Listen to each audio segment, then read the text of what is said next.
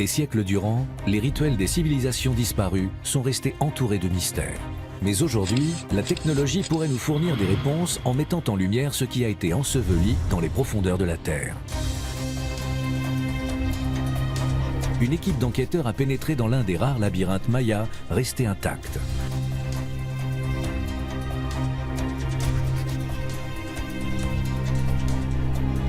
Ils partiront à la recherche de la porte d'un monde oublié, l'antre souterrain de dieux puissants.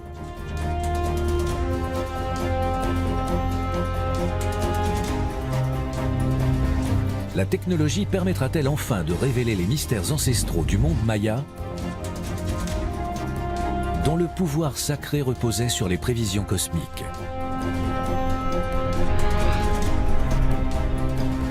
Un système de grottes à peine exploré renferme-t-il le secret d'un culte millénaire? Les stalagmites cachent-ils des éléments qui permettraient de résoudre le mystère de la chute des Mayas?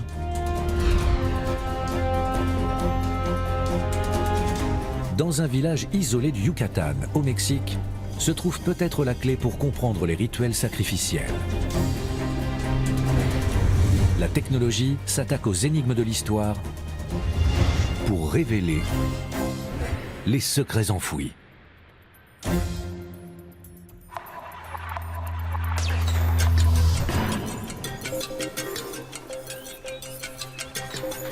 Pendant 4000 ans, la civilisation maya s'est étendue sur le Mexique et l'Amérique centrale. Nombre de ces cités ont été abandonnées pour des raisons mystérieuses. Elles sont aujourd'hui ensevelies sous la jungle.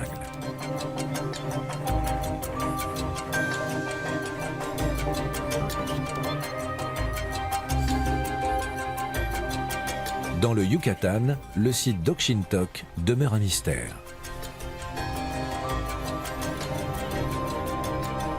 D'après les mythes, c'est en ce lieu que le premier homme est né dans une grotte. Et c'est au-dessus de cette grotte que les Mayas ont bâti un labyrinthe qu'ils ont nommé Satunsat.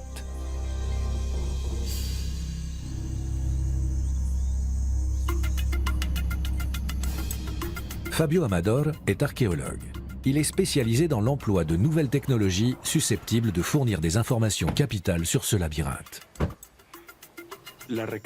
Une modélisation virtuelle nous permettra de voyager et de parcourir cet espace qui était autrefois réservé à quelques privilégiés seulement. Pour la première fois, des scientifiques vont réaliser un scanner en 3 dimensions de l'intégralité du labyrinthe, aidés par des archéologues de l'Institut national d'anthropologie et d'histoire de Mexico et du laboratoire CISA-3 de l'Université de Californie à San Diego. Soyez les bienvenus. Nous effectuons un rapprochement entre ingénierie, archéologie, art et histoire, pour essayer de donner un futur au passé. Nous déployons notre technologie dans des temples, des églises, sur des œuvres d'art, des sculptures par exemple.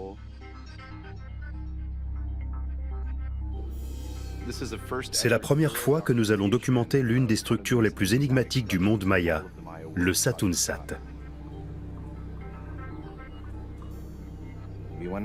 On souhaite comprendre comment il a été construit, son rôle, et quelle était la symbolique de ce monde souterrain.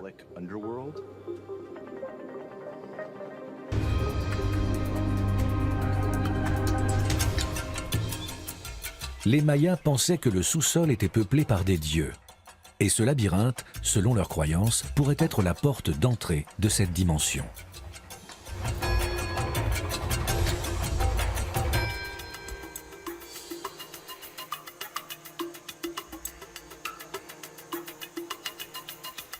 Ce procédé va nous permettre de voir le Satunsat depuis l'extérieur, mais également de nous mouvoir à l'intérieur.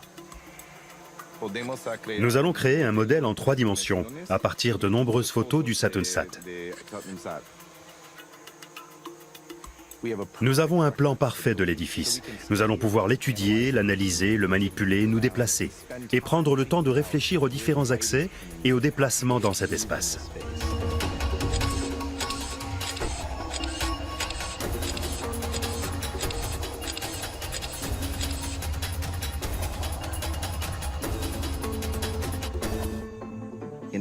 Pour bâtir le Satunsat, ils ont dû tailler la roche-mère. Et tailler la roche-mère, c'est s'introduire dans le monde souterrain. Le deuxième niveau correspond à celui de la Terre. Et le troisième pourrait représenter le monde céleste. Pour les Mayas, les 3 niveaux du labyrinthe sont une représentation de l'univers. Ce dernier pourrait être le lieu de naissance de toute vie humaine.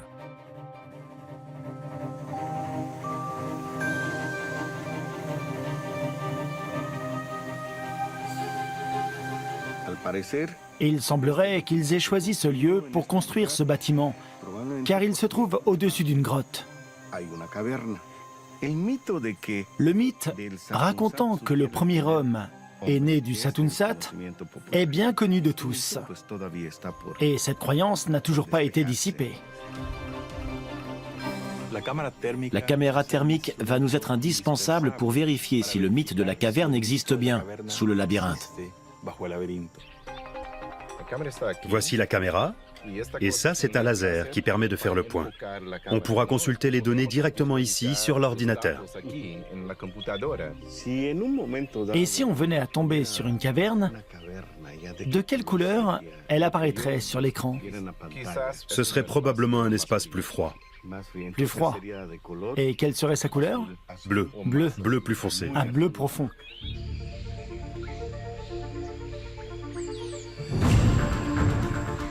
La technologie sera fondamentale pour déterminer si le labyrinthe se trouve sur la caverne ou, selon les Mayas, la vie humaine trouve son origine.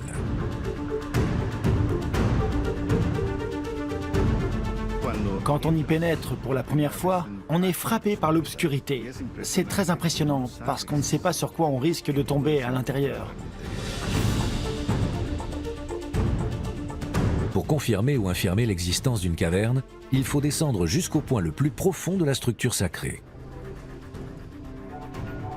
Les anciens prêtres diraient « Tienan Tukan Titi Yanalume ». Nous nous trouvons aux 4 coins du monde souterrain. C'est bien ça. Parcourir le labyrinthe est une épreuve. L'humidité y est étouffante et la température dépasse les 30 degrés. Le Satunsat était un lieu réservé aux initiés, où ceux qui apprenaient la médecine, la divination et la prêtrise suivaient des initiations. Le labyrinthe renferme également des chambres secrètes où l'on a retrouvé des restes humains. Ce tombeau a été scellé. C'est celui d'un gouvernant. Un gouvernant. Il devait aussi occuper la fonction de chaman. En effet, c'est très probable. Les Ahaouès, les gouvernants, étaient considérés comme des demi-dieux. Ils détenaient le pouvoir et étaient également les seuls à avoir accès à certains espaces.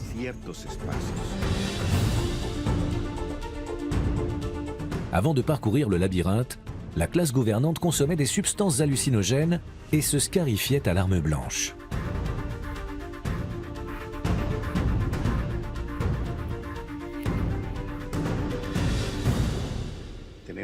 Nous pouvons voir la roche-mère des 2 côtés. Elle a été taillée pour y faire reposer une partie de la paroi. Je pense que cette zone est très importante pour découvrir s'il y a bien une caverne par ici.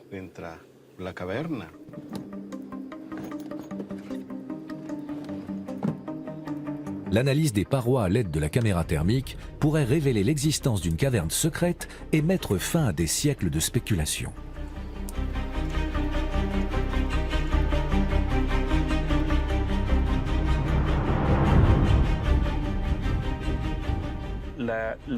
Ces images nous montrent qu'il y a bien une différence, et assez marquée. La roche-mère présente une température bien plus basse. Ces images sont très intéressantes. Il est possible que derrière ce mur se trouve l'entrée d'une caverne.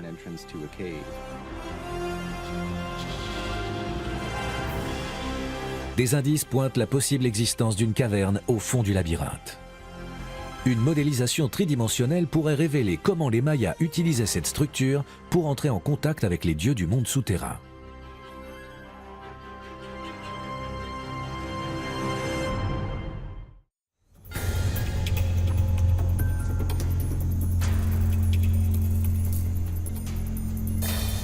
La capture en 3 dimensions permettra d'obtenir des pistes sur la mystérieuse structure du labyrinthe d'Oxintok depuis laquelle les Mayas entraient en contact avec le monde divin.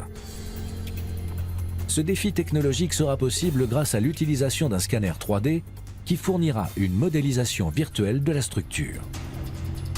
Le scanner laser envoie un rayon pour mesurer les distances à partir d'un miroir pivotant. En tournant, le scanner crée une sphère qui détaille toute la structure alentour. Ce nuage de données très dense nous a fourni un relevé parfait du bâtiment. Nous connaissons son anatomie et ses aspects intérieurs.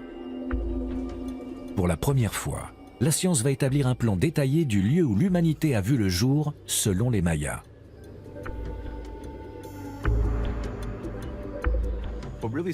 Ce qui m'a vraiment surpris en pénétrant dans le Satunsat, c'est qu'il ressemble beaucoup à une caverne. Les Mayas ne faisaient aucune distinction entre les grottes naturelles et les cavernes qu'ils creusaient eux-mêmes.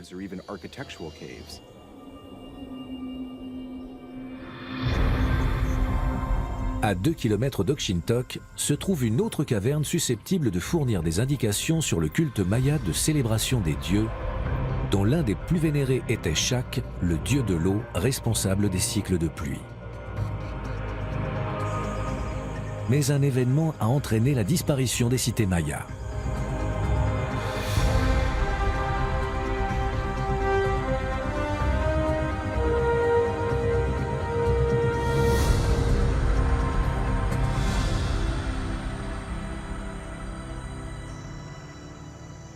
Regarde Fabio, c'est cette caverne.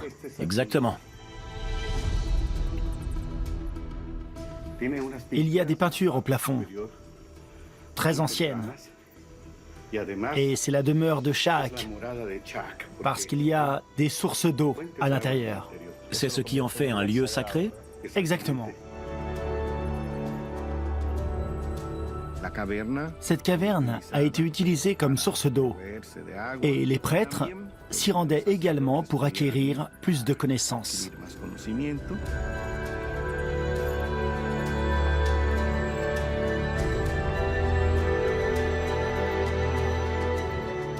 Là, on voit bien les peintures. Waouh!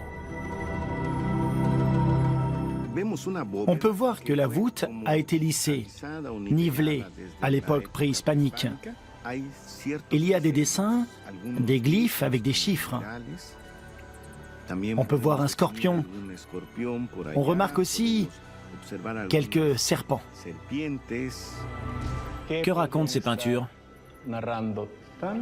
Elles racontent l'entrée dans le monde souterrain. Malheureusement, elles sont en train de disparaître. Une technologie permet de transcrire avec efficacité les surfaces peintes. C'est le gigapan. Il révèle de nombreux détails, sans jamais perdre de vue le contexte environnemental. Voilà. Parfait. Il va commencer à prendre les photos.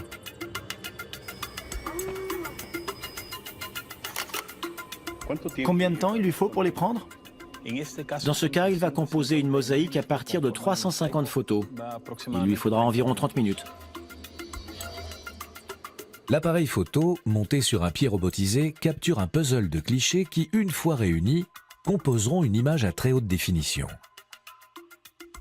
Ce niveau de détail pourrait révéler de nombreuses informations sur les chamans mayas.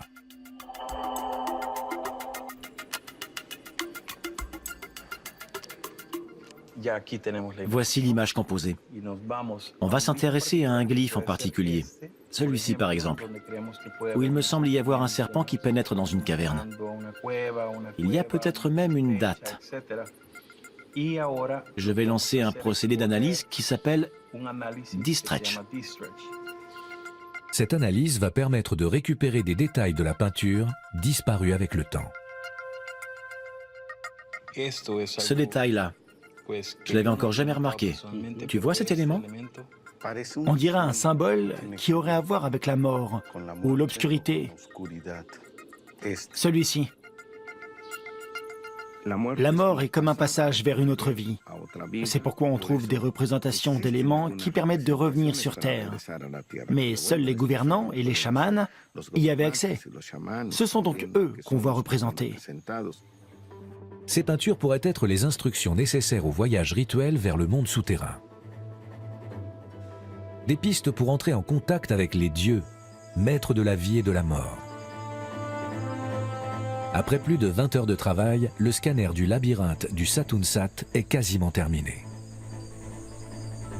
Le modèle tridimensionnel permettra aux chercheurs de recréer le voyage souterrain auquel se livraient les initiés. Ce voyage était le grand événement d'une vie. L'obscurité intense, la chaleur, l'humidité, le mouvement des chauves-souris, l'étroitesse des couloirs. Là, je me rends bien compte de l'expérience que les prêtres et rois mayas ont vécue en ces lieux, sans lumière. Tu te rends compte dans le noir.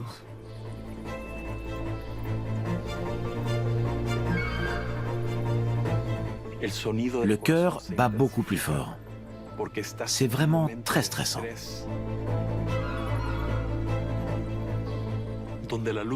La lumière est tellement faible qu'on ne peut sentir l'espace que par le biais de ses mains et de ses pieds.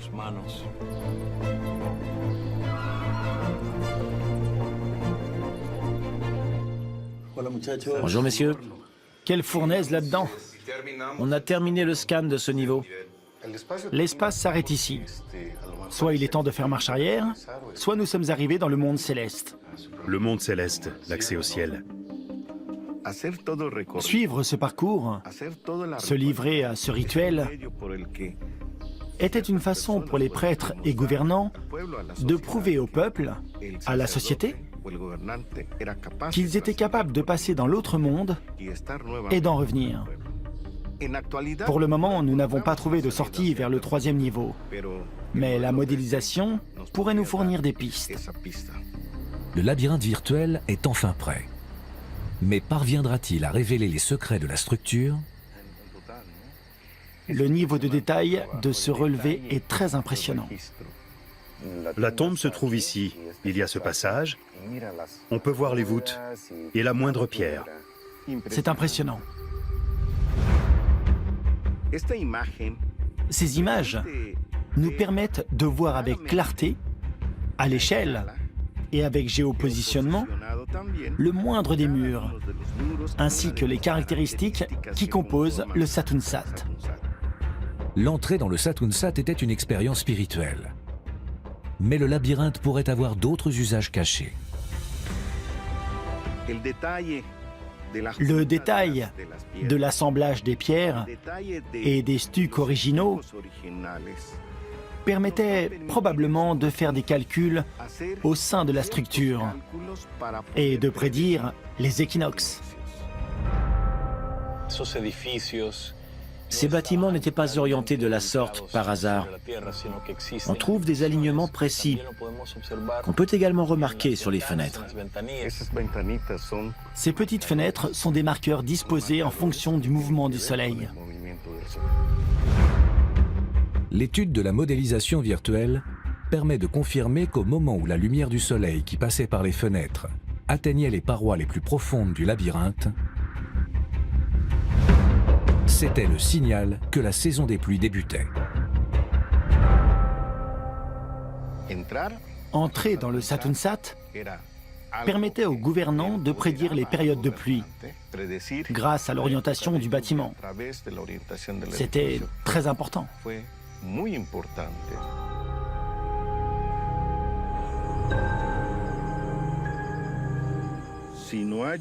Dans cette région, s'il ne pleuvait pas, alors impossible d'y vivre.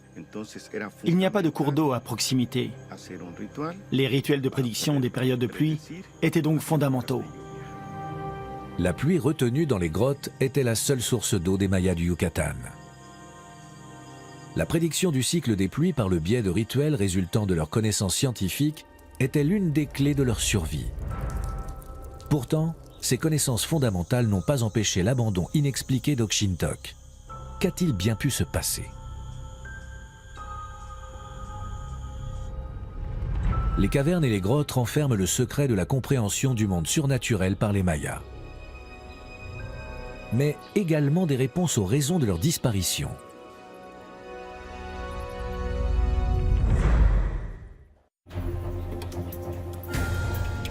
La chute de la civilisation maya est l'une des grandes énigmes du passé. Un groupe de chercheurs a décidé de recourir à la technologie pour comprendre ce qu'a vécu ce peuple. Non loin de la ville de Playa del Carmen, la réserve de Rio Secreto renferme un vaste système de grottes récemment découvert. Les scientifiques y ont installé un laboratoire en vue d'étudier les événements climatiques du passé.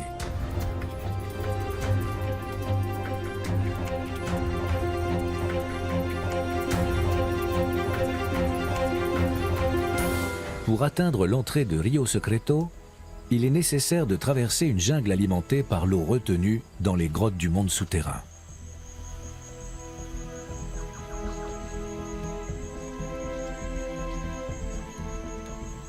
Rio Secreto a été découvert en 2006, presque par hasard. C'est littéralement un autre monde, à l'intérieur du nôtre.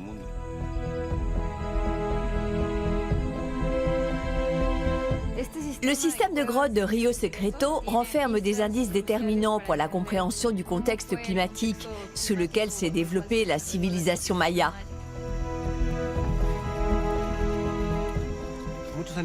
L'eau retenue dans ces grottes attire beaucoup d'animaux. Les réserves d'eau potable qu'elle renferme sont uniques. Par le passé, les animaux de la jungle étaient perçus comme des incarnations des dieux. Aujourd'hui, ce sont des espèces protégées dans la réserve de Rio Secreto. Et de nuit, Il y a plus de passages. il y a plus de passages et tous les chemins ouverts par l'activité humaine, toutes les brèches facilitent aussi leur déplacement. Regarde, tu as vu ça? Tiens, c'est l'une des caméras automatiques. L'emploi de ces caméras a révolutionné l'étude des carnivores au niveau mondial. Ces caméras automatiques sont équipées de capteurs de mouvement et de chaleur. Elles peuvent être activées par un papillon comme par un jaguar. Dans cette jungle, il y a toujours des jaguars, des pumas, des oslots. Tu peux consulter les photos là-dessus? On en a un. Regarde, approche-toi. Ah oui? C'est un jaguar. Incroyable. Regarde, il marque son territoire. C'est un mâle. C'est un mâle. Il a repéré la caméra. Pour les Mayas, le jaguar était le symbole ultime de la force.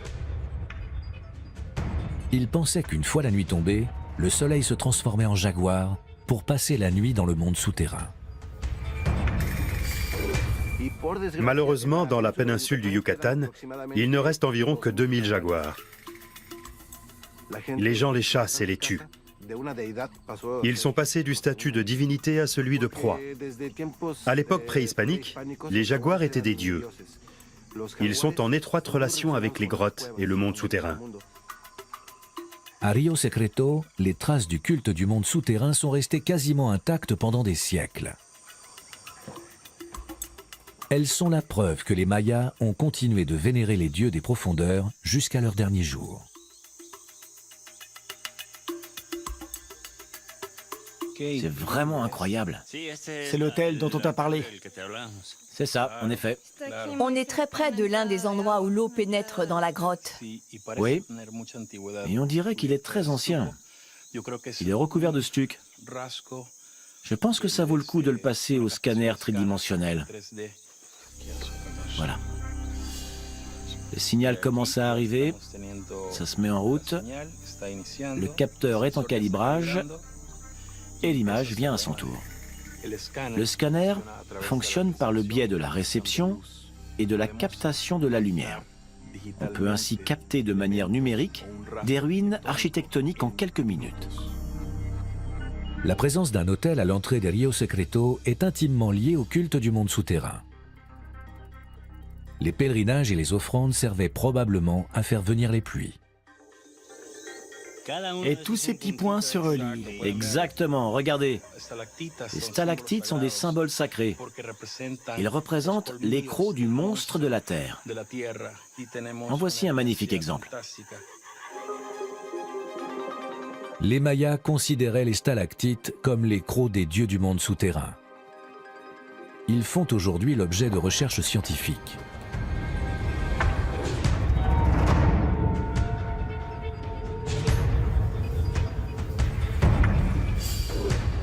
Les stalagmites sont nos meilleurs indices terrestres pour l'étude des climats passés.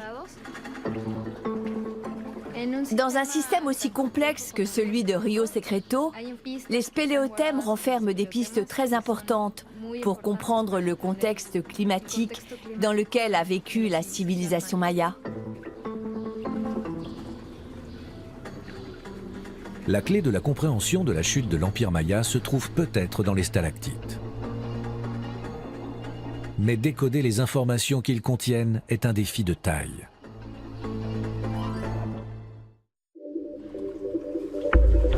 Les grottes de Rio Secreto sont peut-être la clé de l'énigme de la disparition des Mayas. L'étude de leurs stalactites pourrait permettre de découvrir si le climat a joué un rôle dans l'abandon des cités mayas. Et le laboratoire où sont menées ces analyses est situé au fond de la grotte. En général, les grottes sont soit totalement inondées, soit asséchées. À Rio Secreto, tous les espaces sont connectés par une rivière. Rio Secreto a ceci d'extraordinaire qu'il est possible de voyager dans ce tunnel au sein du monde souterrain.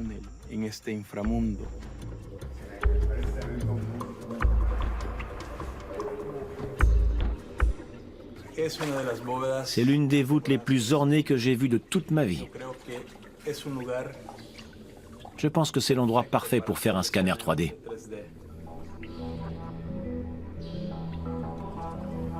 Ça va te donner une espèce de carte de la grotte? Et avec des lunettes de réalité virtuelle, on pourrait entrer à l'intérieur? Exactement, on va pouvoir naviguer, voler à l'intérieur de cette grotte une fois le scanner terminé. Prêt? Prêt. Allons-y. Allons-y. Ça commence. Maintenant, il faut quitter la zone de captation.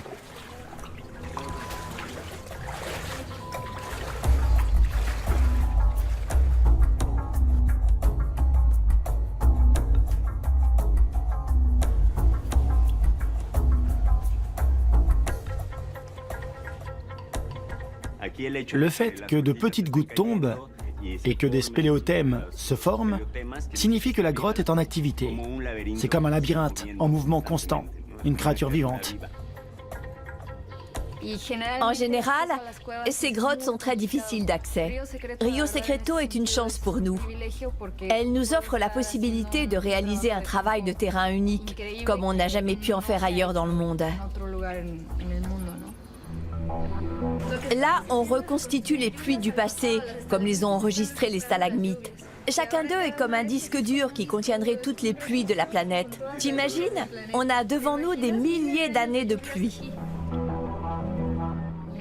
Mon laboratoire est une salle pleine de stalactites et de stalagmites en activité. Les conditions sont réunies pour pouvoir étudier le processus de spéléogenèse, c'est-à-dire la formation des stalagmites. Ma préférée s'appelle Andromède. Tu la vois? On voit comme des millions de points brillants. Comme si c'était des étoiles. Comme une galaxie, oui. La pluie capte du dioxyde de carbone dans l'atmosphère et devient acide. La roche est solide, l'eau la dissout, pénètre la caverne et la roche redevient solide. Et ça, ce sont les particules De carbonate de calcium. de carbonate de calcium? Oui, qui s'est déposé. J'ai disposé des surfaces artificielles sur lesquelles je fais pousser des spéléothèmes. Et je viens toutes les semaines pour effectuer des mesures et tenter de comprendre avec précision et au présent comment se forment ces stalagmites. Je pourrais ensuite comparer mes résultats avec les paramètres environnementaux et climatiques de l'intérieur et de l'extérieur de la caverne. Si on pouvait trancher Andromède à la moitié, on y trouverait des empilements annuels, tu vois? C'est comme un registre des pluies. Exactement. Il y a des lignes qui indiquent qu'il y a eu des pluies qui ont permis aux stalagmites de grandir. Ce sont des marqueurs. Des marqueurs de sa croissance et des étapes de celle-ci. Et tu vas pouvoir comparer ça aux dates où certaines cités ont été abandonnées pour voir comment le climat a affecté les Mayas? Exactement. Cette première moitié a pu grandir pendant 5000 ans. Ça couvre toute la période et on peut donc donner un contexte climatique au développement des Mayas. Et s'il y a eu sécheresse pendant la période du classique terminal, elles ont pu être la cause de l'abandon de la région, comme le suggère une étude récente. Les scientifiques ont établi qu'entre les ans 800 et 950, 8 sécheresses extraordinaires, qui ont duré jusqu'à 18 ans, ont frappé la région. Au cours de cette même période, certaines des plus importantes cités mayas ont été abandonnées.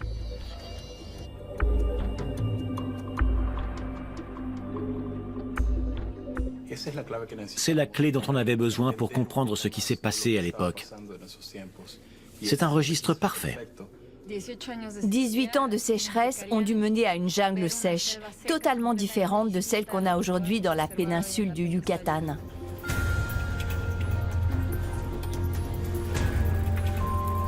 L'étude des stalactites de Rio Secreto indique que l'une des causes de l'effondrement de la civilisation maya provient de la pénurie d'eau. Les Mayas ont intensifié leur culte envers les dieux du monde souterrain pour tenter d'éviter la sécheresse, allant même jusqu'à sacrifier des vies humaines. La technologie contemporaine permettra peut-être de constater que ces sacrifices datent de plusieurs millénaires.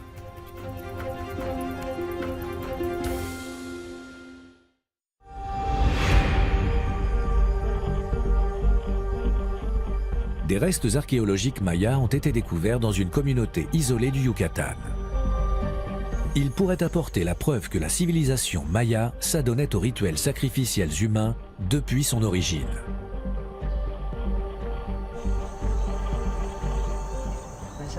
Dans le cénote de San Manuel, on a découvert des céramiques anciennes et des ossements humains. On a découvert des traces d'activité datant du préclassique moyen, soit 1200 ans avant Jésus-Christ, allant jusqu'au post-classique. C'est une présence très longue, dans un cénote qui ne dispose pourtant pas de grands sites archéologiques à proximité. L'archéologue Elena Barba Meinecke et son équipe étudient cette région depuis 2011, année de la découverte de vestiges archéologiques. Le nord du Yucatan devait être un endroit très important pour qu'ils aient pris pour la pluie, pour les récoltes et divers autres aspects de la vie quotidienne. Mais qui étaient les sacrifiés? Et pourquoi sont-ils morts? Pour la première fois, les vestiges archéologiques vont être analysés à l'aide de nouvelles technologies. À quelle profondeur se trouvent les crânes? 24 mètres, mais après la descente, ça remonte. S'il faut remonter, ça peut nous prendre plus d'1 heure. Le cénote de San Manuel est un temple spécial. Il mérite d'être étudié. Et pour cela, nous allons de nouveau recourir à la photographie en 3D. Celle-ci nous permettra d'analyser en détail les poteries ainsi que les crânes. Toutes les données, tous les objets et ossements se trouvent dans l'obscurité totale. Il va être très important pour nous d'utiliser la meilleure source de lumière ou d'éclairage.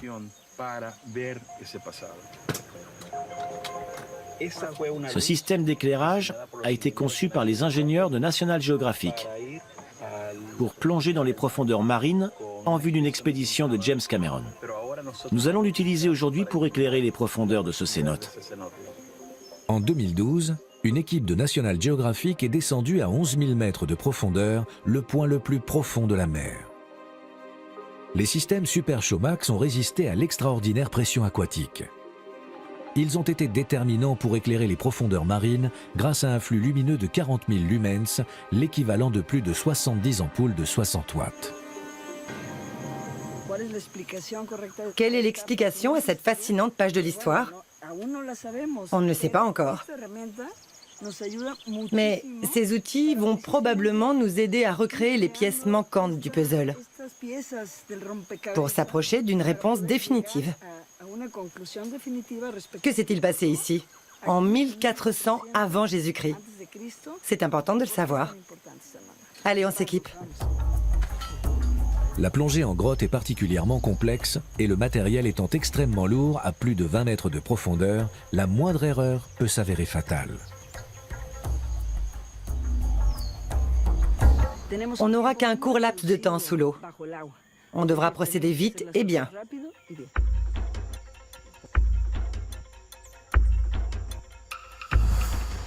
Les croyances mayas n'ont pas disparu dans le Yucatan. Et avant que les chercheurs ne pénètrent le cénote, le chaman de la communauté demande l'autorisation au dieu du monde souterrain.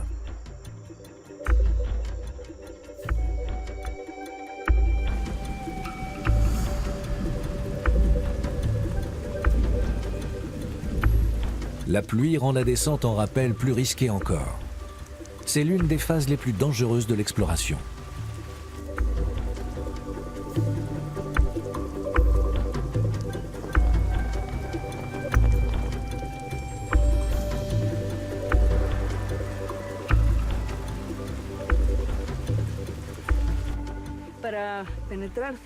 Pour pénétrer dans le cénote de San Manuel, il faut descendre à la verticale depuis l'extérieur jusqu'à la surface de l'eau, 10 mètres plus bas.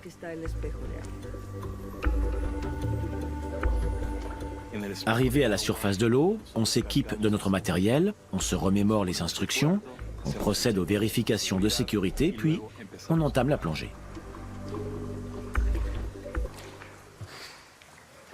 Vous êtes prêts? On y va? On y va?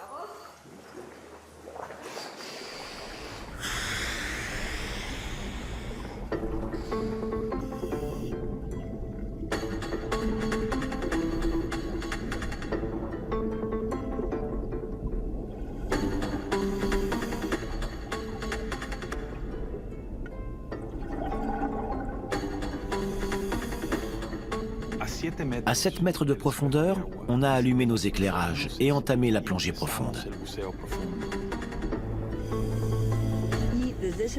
À partir de ce point, on descend jusqu'à la zone où les éléments ont été repérés. Les céramiques, les ossements. Certaines poteries découvertes au fond sont très anciennes. Elles datent du préclassique, soit 1500 ans avant Jésus-Christ. D'autres, plus récentes, datent de l'époque de la conquête espagnole. Ces vestiges sont un vrai voyage à travers le temps.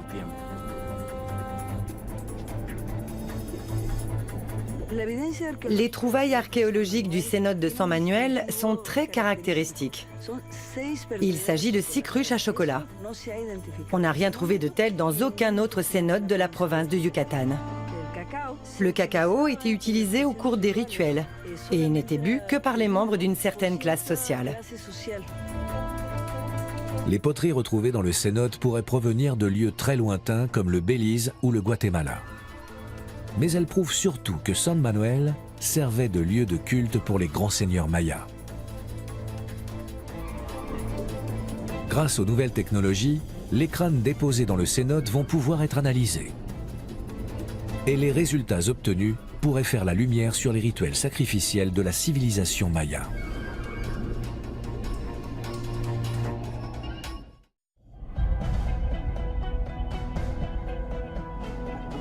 Les recherches effectuées à l'aide des technologies 3D vont permettre d'analyser les vestiges du cénote San Manuel dans les moindres détails. Elles pourraient nous dévoiler si les sacrifices rituels qui y ont eu lieu remontent aux origines de la civilisation maya. On a retrouvé un crâne très particulier. Il semble avoir souffert d'une fracture.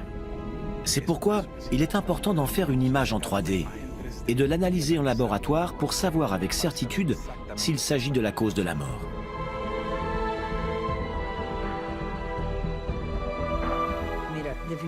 On peut clairement observer une coupure sur la partie supérieure du crâne. Supérieur. Et cette fracture semble avoir été causée par un outil ou par un objet tranchant. Et ce coup pourrait être la cause de la mort, portée par cet outil, oui. En effet, oui. La 3D nous permet de bien voir les sutures.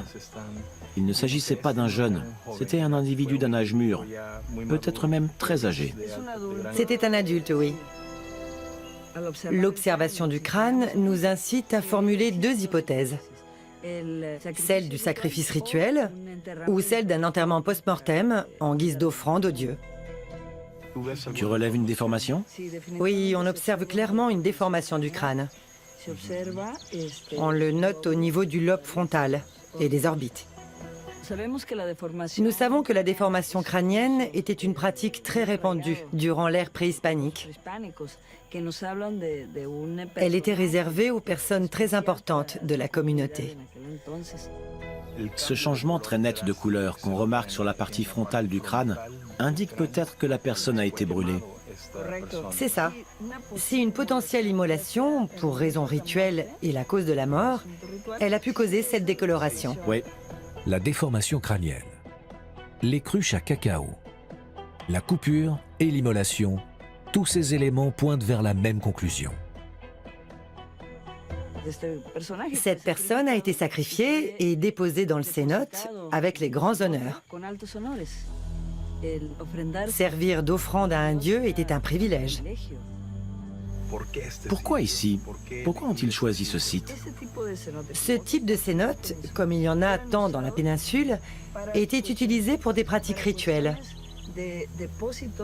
On y déposait les corps de hauts dignitaires et c'était pour eux une façon de se voir transportés vers un lieu spécial et sacré. Si ce n'avait été qu'un simple site d'approvisionnement en eau, une cité se serait trouvée dans les alentours. Je trouve cette pensée très humaine. Cette symbolique de se rendre à un endroit spécial pour y effectuer un rite, en rapport avec un mythe ancestral et l'activation des énergies cosmiques. C'est un classique de l'humanité. On parle de mythes et de rites, de religion. C'est de ça qu'il s'agit ici. L'humanité émue par les symboles. Les Mayas vouaient un culte aux dieux du monde souterrain. Mais les sacrifices humains n'ont pas suffi à éviter la chute de leur civilisation, qui demeure encore aujourd'hui une source de mystères inexpliqués.